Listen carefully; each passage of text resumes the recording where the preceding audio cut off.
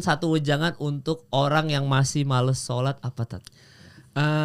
Kalau misalnya masih malas sholat, jangan berhenti untuk coba supaya kita bisa untuk rutinin ya sholat ya. Iya. Karena apa ya? Kalau menurut saya secara pribadi sih orang malas itu kan efek ya. Yang harus kita perbaiki itu sebenarnya adalah pola pikir kita sebenarnya, bukan aktivitasnya. Karena aktivitas itu kan cuma hasil daripada pola pikir ya. Ya. Nah jadi harus dipikir dulu apa yang membuat dia jadi malas sholat itu sebenarnya.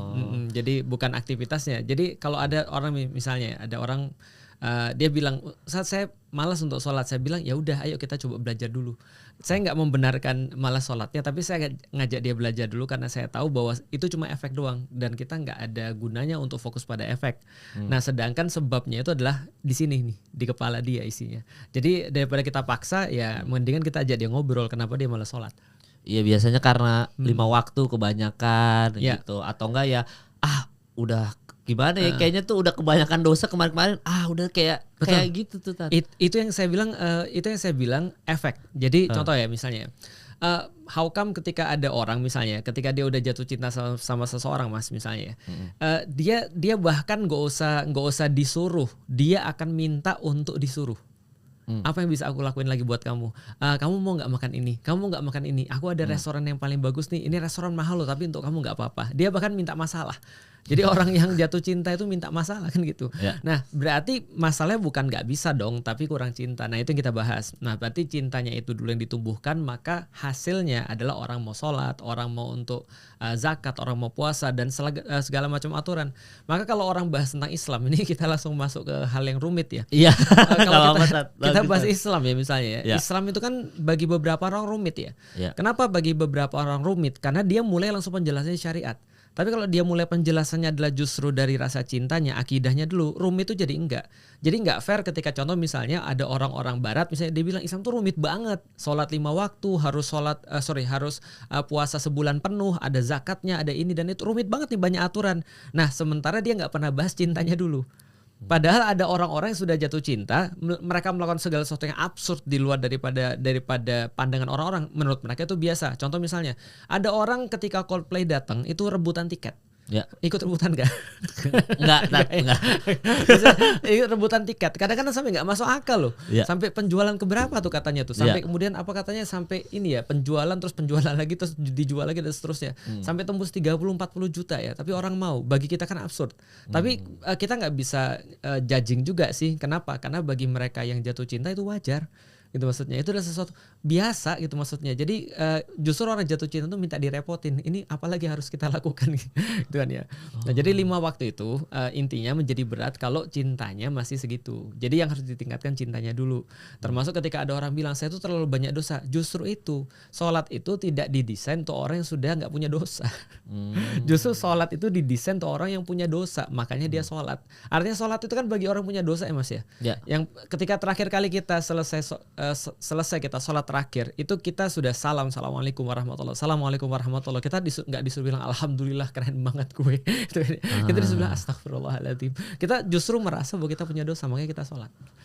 Jadi mindset sebenarnya. Tapi menarik tadi Tat soal Islamnya jadi kebanyakan dalam tanda kutip ya, dalam kebanyakan aturan itu tadi ada najis apa segala macam, harus wudunya harus benar baru diterima.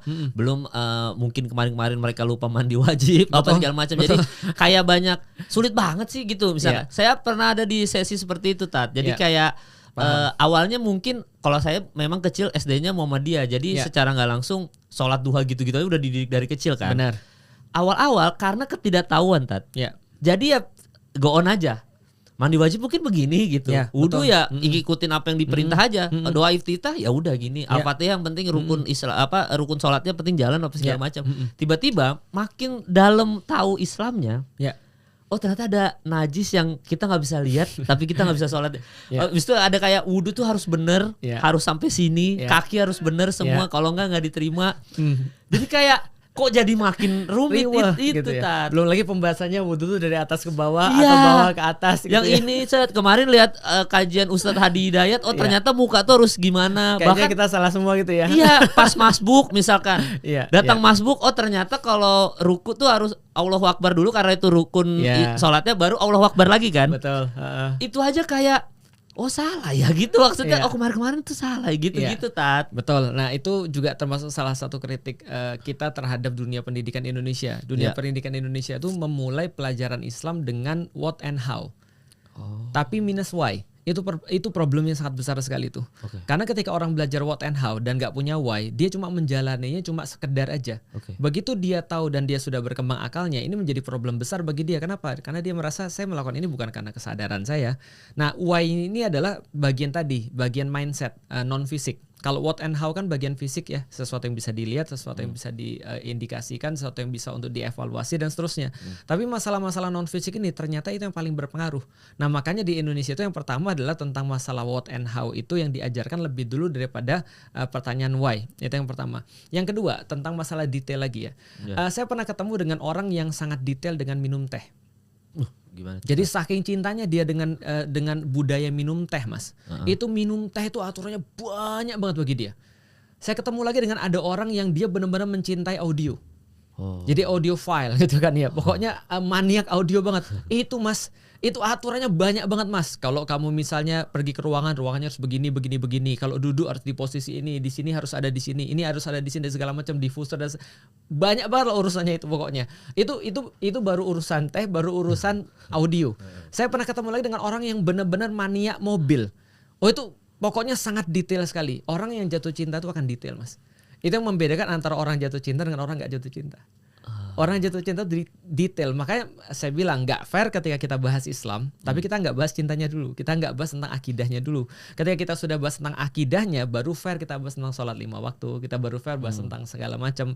Nah makanya saya selalu bilang misalnya contoh ya ketika saya pergi untuk umroh itu kan juga banyak sekali aturan-aturannya Mas ya. Lalu saya bilang pada seluruh orang-orang yang pergi umroh, saya bilang gini, kebanyakan orang-orang pergi umroh itu yang mereka nggak dapat ketika mereka pulang dari umroh itu adalah karena urusan fisik atau non fisik. Saya tanya pada mereka, kebanyakan mereka jawab karena masalah-masalah fisik, tapi sebenarnya tidak.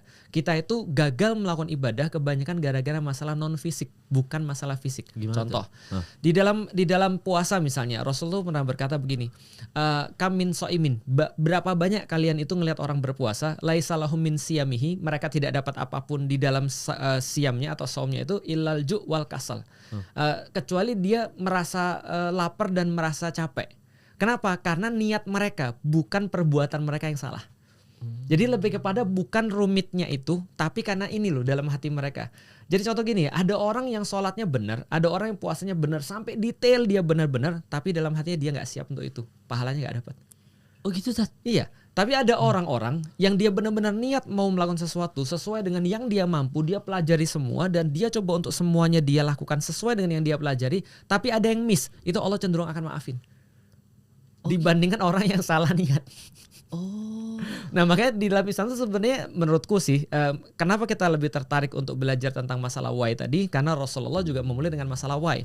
Maka para sahabat yang hidup di zaman Rasulullah itu kadang-kadang kita menemukan mereka banyak kurang dalam permasalahan what and how. Tapi karena why mereka sangat kencang sekali, itu banyak dimaafkan oleh Allah dan Rasul. Detail what, how, why ini gimana sih Tat? Nah contoh misalnya takbir itu Allahu Akbar. Kalau didetailkan, kalau misalnya kita mau urusin hukum fikihnya, ada yang mengatakan harus tangannya sampai batas telinga. Lalu kemudian setelah itu dia bersedekap, dia baca suratul Fatihah.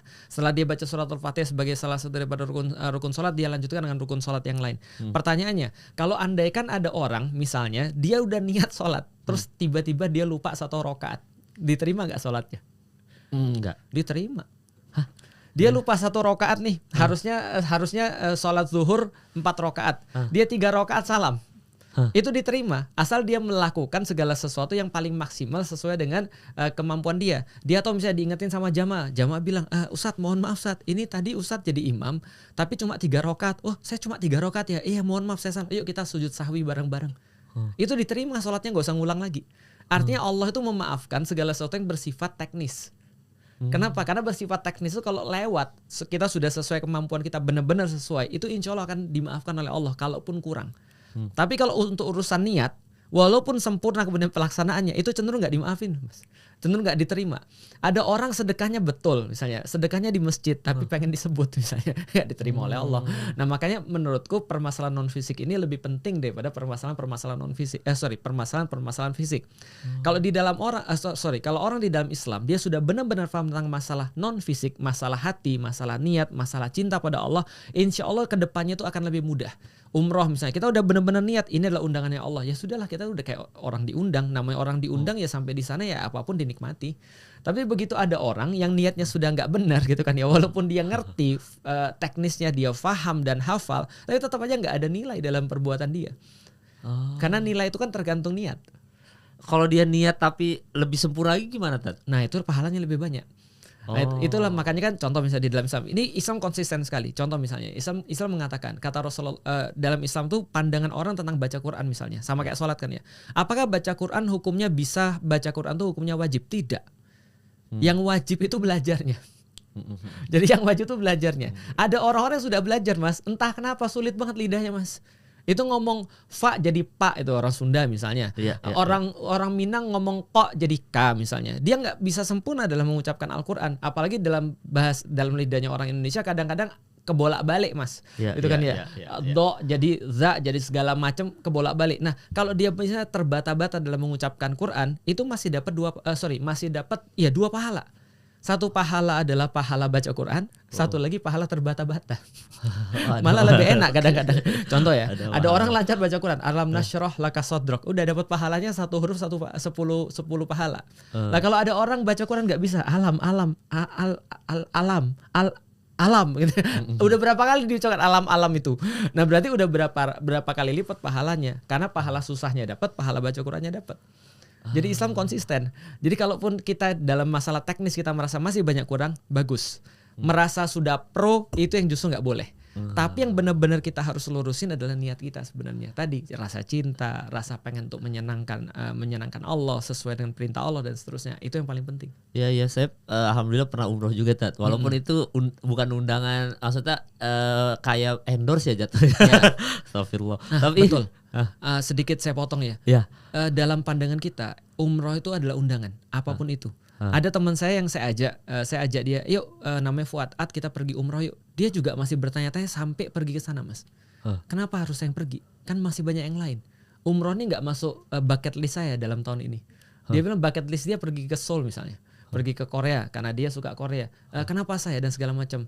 Disitulah kita jelasin bahwa umroh itu bukan pilihan kita. Adapun saya ngajak kamu itu cuma masalah syariatnya aja, masalah kenyataan. Tapi sebenarnya yang ngundang kita tuh Allah.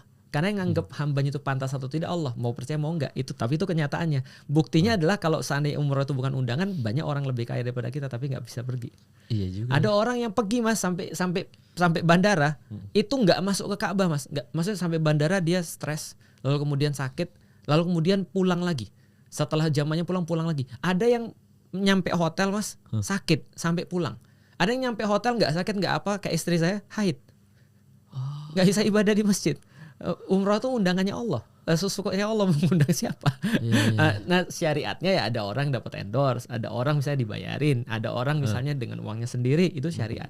Tapi esensinya umroh itu undangan.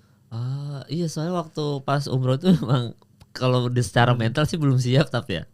Tapi mau nggak mau karena di endorse ya udahlah berangkat aja. Dan hari pertama nyampe di Madinah dulu sih Tat. Kalau saya itu memang ngedemam dulu tuh awal-awal Madinah. Apalagi kan saya sendirian ya di endorse tuh emang berangkat sendirian, perwakilan. Iya belum nikah Tat waktu itu. Belum nikah. Dan harusnya sama almarhum bapak saya. Cuma waktu itu bapak lagi sakit-sakit jadi nggak bisa berangkat. Jadi ya udah saya berangkat sendiri aja deh. Soalnya nggak bisa di cancel kan. Betul. Pas berangkat sendiri emang di kamar itu bertiga sama orang yang saya nggak kenal Tat. Jadi nggak enak ya? Iya, jadi kayak makin kayak bahkan ngomong ke pihak endorse aja, saya boleh kamar sendiri segitunya Tat. Boleh kamar sendiri nggak saya pas saya awkward nih sama orang nggak saya kenal gitu. Nggak bisa Mas Kemal harus bareng-bareng. Emang gitu aturannya. Oh ya udah oke. Akhirnya sekamar berempat, hari pertama demam dan di situ ada bapak-bapak emang. Nah percaya nggak percaya, ternyata bapak itu akhirnya kita solid sih memang ke Gua Hiro bareng aja jadi solid gitu. Cuma si bapak-bapak ini entah kenapa akhirnya menjadi sosok bapak saya gitu, menggantikan gitu yang tadinya saya harus ngurus bapak saya untuk tawaf apa segala macam, safa marwah gitu. Akhirnya saya jadi ngurus beliau ini. Ajib. Jadi gitu Tat, tapi memang begitu sholat di situ Tat ya, karena mentalnya bukan mental mau ibadah, keterharuannya tidak ada. Betul. Lewat makam Nabi ya merinding tapi kayak udah gitu. Lihat Ka'bah pun berharap mau nangis pun tidak. Sampai pada akhirnya ngelihat orang-orang sholat kayak orang-orang Arab ini sholat kayaknya semau-mau mereka ya. Kayaknya entah dia mazhab apa kita nggak tahu ya. Tapi jelas kayak oh kok sholat begitu ya? Ya pegang-pegang lagi. Ya apa pokoknya nggak sesuai dengan apa yang saya aja. Ya maksudnya orang Arab ternyata sholat. Di situ saya nyadar yang itu tadi yang mungkin mungkin ya udah yang penting cinta Allah aja ya. Betul. Gitu-gitu Tat. Ya itulah memang pentingnya kenapa kita tapi apapun keadaannya itulah undangan namanya. Ada orang nanya sama saya, Ustadz kalau umroh itu adalah undangan dan haji itu adalah undangan, how come misalnya ada orang yang bandit misalnya, udah kita tahu lah dia tuh bandit atau orang yang gak pantas banget, kenapa bukan aku? Itu yang aku bilang undangan tadi. Dan bisa jadi undangan kepada dia itu adalah ya karena Allah pengen dia untuk bertaubat misalnya, bisa jadi. Atau bisa jadi itu adalah sebuah kejadian Allah undang dia supaya untuk jadi sebuah ujian bagi orang-orang yang belum pergi. Bisa jadi apapun itu ya, itu kan namanya kita sudah bilang bahwa itu kan Baitullah, itu kan rumahnya Allah. Dan kita sudah tahu bahwasanya setiap orang-orang yang umroh misalnya dikatakan duyufur rahman, tetamunya Allah, berarti ya kalau tetamunya Allah ya yang punya rumah itu terserah dia mengundang siapa. Bukan berarti karena kita punya duit kita bisa bertamu ke tempat orang. Misalnya contoh, kalau misalnya nggak diundang sama Mas Kemal, ya aku nggak akan berada di sini dong. Tapi karena Mas Kemal undang aku, ya aku berada di sini.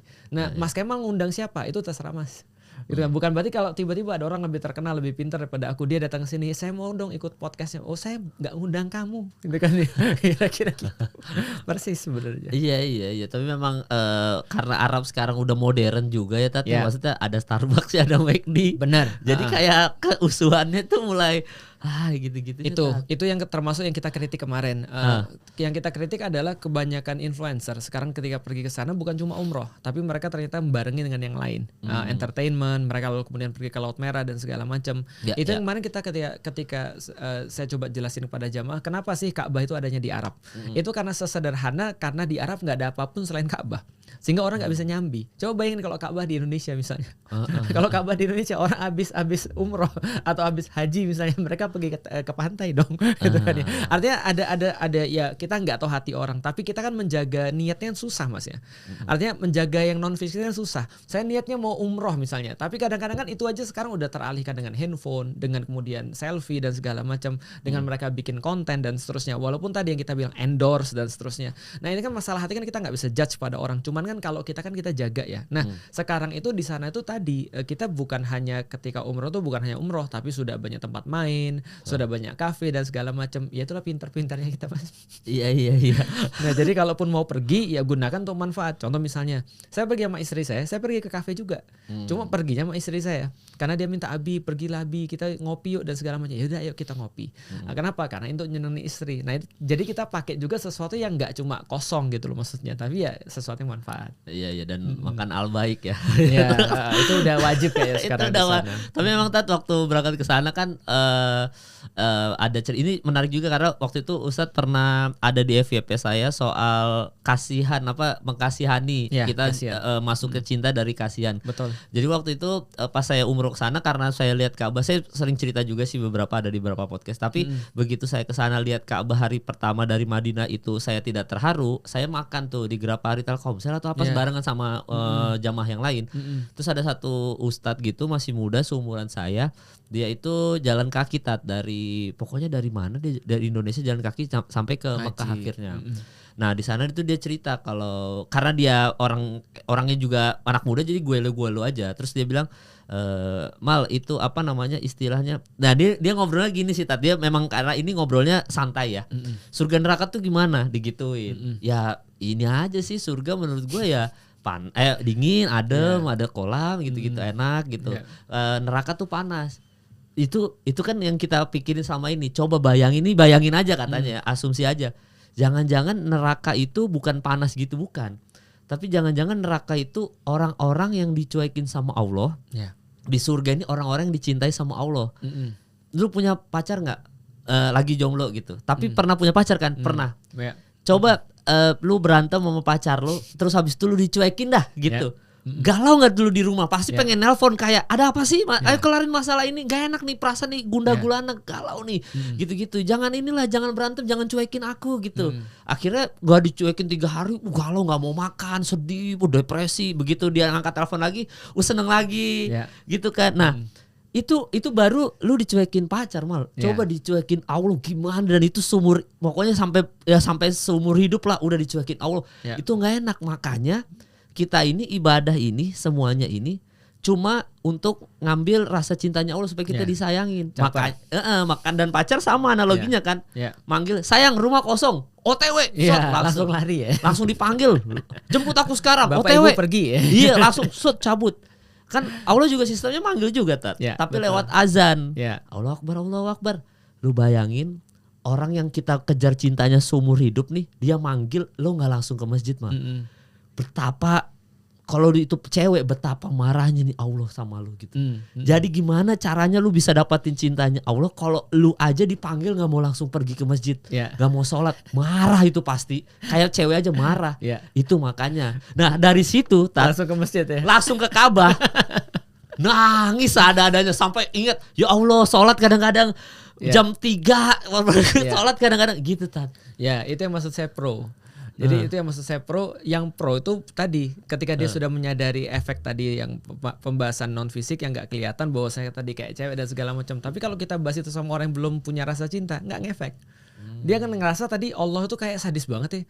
Kayaknya Allah itu kayaknya caper banget sih dan segala macam. Allah kan bukannya nggak perlu manusia ya, kok dia kayak cewek. Dan nah itu tadi aku yang tadi saya bilang bahwa saya orang tuh nerima beda-beda, tergantung kadar cintanya seperti apa.